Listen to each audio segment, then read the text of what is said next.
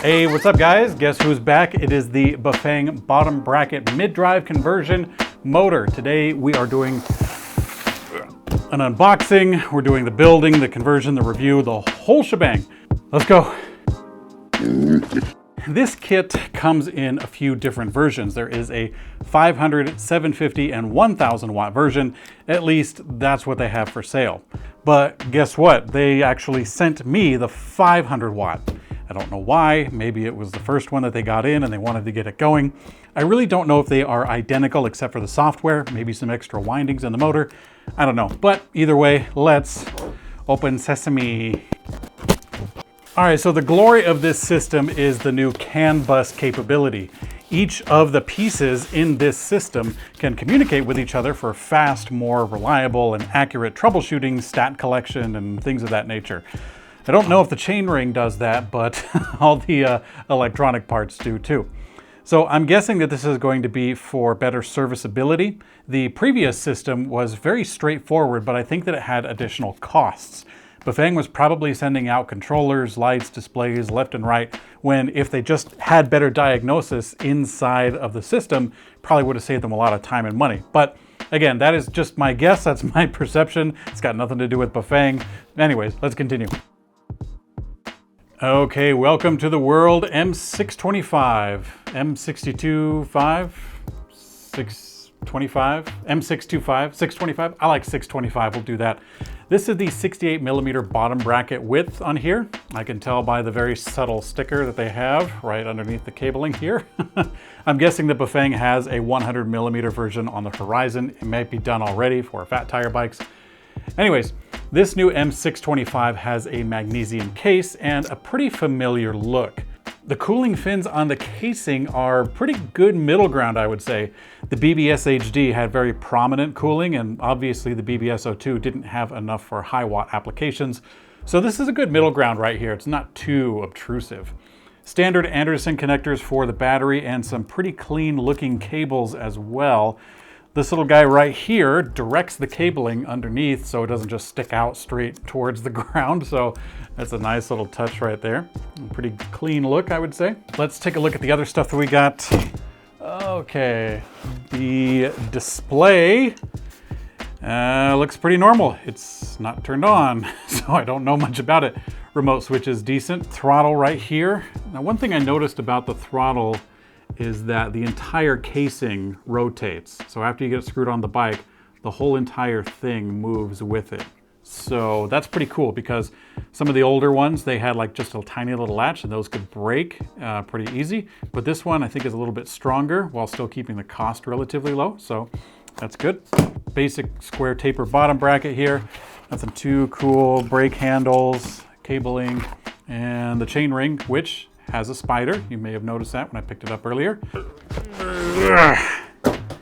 There we go. The whole thing is shrink wrapped for, I guess, added freshness. But yeah, this is the battery.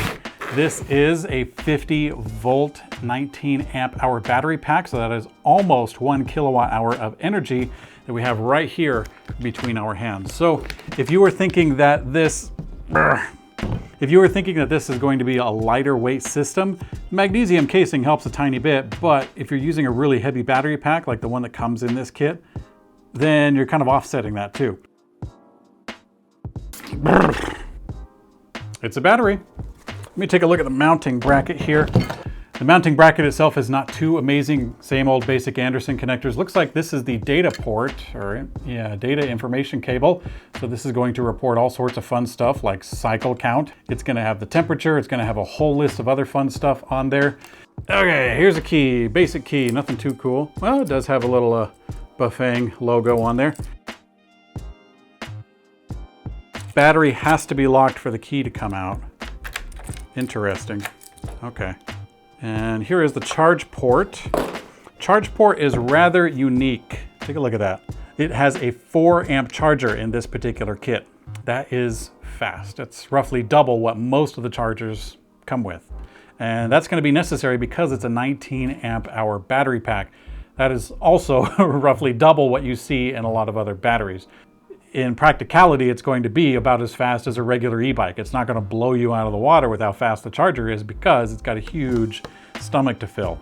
Compared to the old BBS02, the new M625 seems a little beefier. The bottom bracket width is still 68 millimeters between the two, but the M625 is wider in total. On the drive side here, we have 4 millimeters of extra thread, and also the square taper over here is 11 millimeters longer compared to the stubby little one that we have on the BBS02. I'm assuming this is to accommodate a different style of mounting ring. They include the cranks, which are identical between the two, but I guess we'll figure out what this is for when we finally get to the build. Let's actually crack this guy open, take a look inside, and see what it comes out to.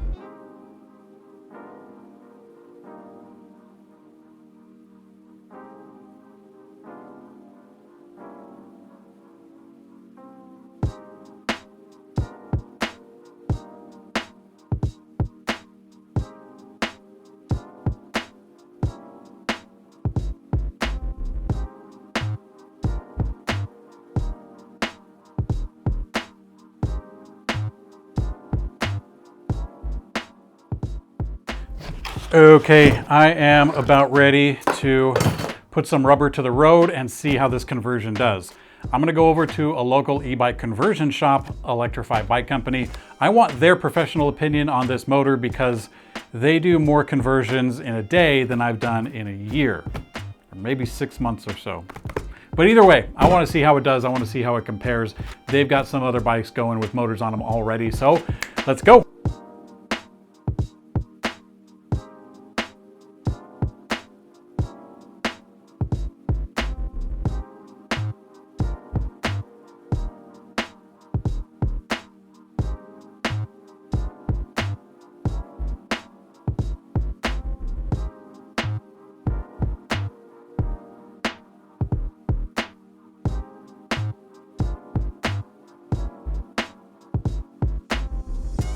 Okay, here's a few notes that I took during the conversion. The new motor includes a metal ring to be secured by a hose clamp up at the front. There's definitely more security there, but to me it looks less clean of a build. That cable guide on the bottom of the motor looks like it can hold most of the cabling, but not as much as I had hoped. In the case of this motor, I was not sent the lights that are advertised in the manual, so that's why we've got a couple of unused plugs down there. I'm glad that I went to a place that specializes in conversions. They had extra parts on hand to fit the bike exactly, and they all had specialty tools that I don't have at home. With their help, it was about 10 times faster, even though I was moving a camera all around. I was pretty excited to take the bike on the road.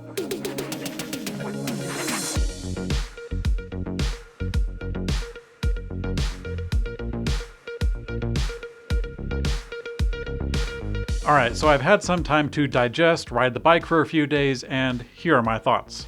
Despite that this is a 500 watt motor, the system has a fair amount of power. It's a cadence-based system, but it's not as jerky as I remember, so it is smoother and still powerful of a ramp up to speed. In the settings menu, there are 2 speed settings. The first is a setting that adds more power to all the pedal assist levels. By default, it reads Eco in green color, and then you can switch that to a sport mode in red. The second speed setting changes the top speed, but it reminds you to check the local laws, and this setting will reset every time you turn off the bike. The battery is really heavy because it's got a lot of capacity. If you rock it at the factory settings of 20 miles per hour and just do full throttle, I would guess you'd see 40 miles of range, maybe more. In pedal assist, you might even get 60 or more. The display and remote switch are perfectly competent. The speed is very visible, the pedal assist is quite clear, and the battery capacity is also very visible. Points there. Although there is one thing I noticed during the build, and that is that the system does not include a gear sensor for shift sensing. I really don't know why. The gear sensor lets off power for just a split second while changing gears to relieve the stress on the mechanical parts. It can also make it kind of a smoother shift in general. I thought this could just be the 500 watt system, but I didn't see any mention of a gear sensor in the manual. Bafang already has this tech in their BBS02 as well as other motors that they use, and I kind of like it. So too bad that it's gone. The M625 is using a CAN bus protocol, but what is that and why? My basic understanding of it is that a CAN bus system is a way for different pieces in the system to communicate with each other without having a centralized computer. Bafang hasn't given much information on this, so I'm kind of speculating as to why. It might be for diagnosis and troubleshooting, but more so I think it is simply a move for Bafang to modernize. Bosch has used CAN bus in their bike system for a long time. Shimano's Di2 can use a CAN bus system for electronic shifting. So maybe that has something to do with the missing gear sensor. Again, I'm just kind of guessing. By changing over to CAN bus, Bafang seems to be moving to communicate with higher end peripherals. Let's compare the M625 with the BBS02. Alright, so we got two bikes that are built pretty close. Although the bikes are two different sizes, they're the same otherwise. Gears, brakes, tires, shock, blah blah blah. Not that it really matters because the differences are very apparent. The M625 is so much smoother and natural.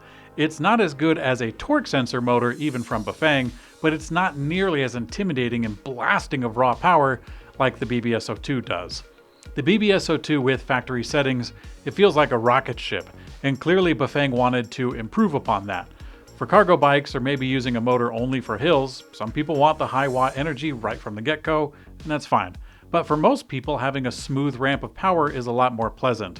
If the rider wants more power, the sport mode can provide that anyway. The BBS02 can be reprogrammed by certain shops to be less intimidating. As a matter of fact, the folks at Electrify Bike Company have been doing this for years already. If you know where to look, the BBS02 can be whatever you want it to be. It's kind of like the Glock 19 or the VW Bug. There's so much third-party programming, parts, and modifications to the original that there's practically an entire industry funded by the existence of this motor. Now, will the new M625 support the same enterprises? Time will tell, but there are obstacles in the way. On the software side, the new CAN bus system in the M625 will require some effort from the community to crack open and make modifications. People have been modding the CAN bus system on the Bosch mid-drives, so I'm sure Bafang is not immune in that sense.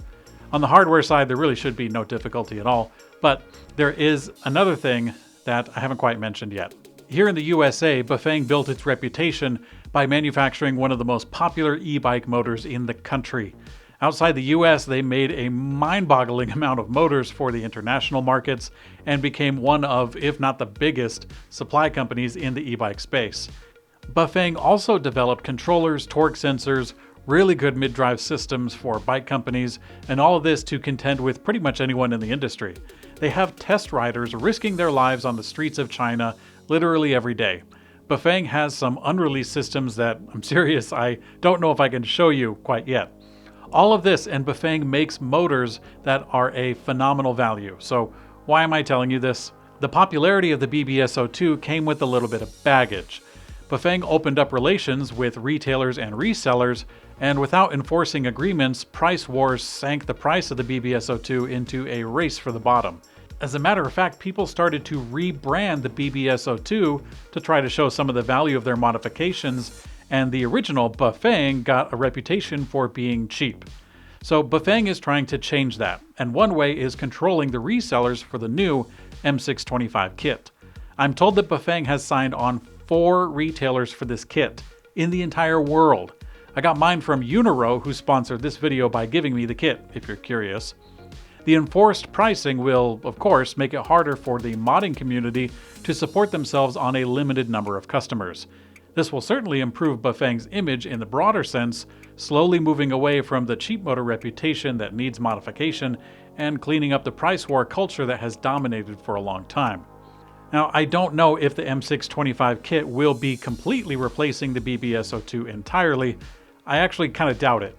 There's a lot of e-bike companies that use the BBS02 for production bikes, and Bafang probably doesn't mind that at all. Will the M625 replace the conversion kit business?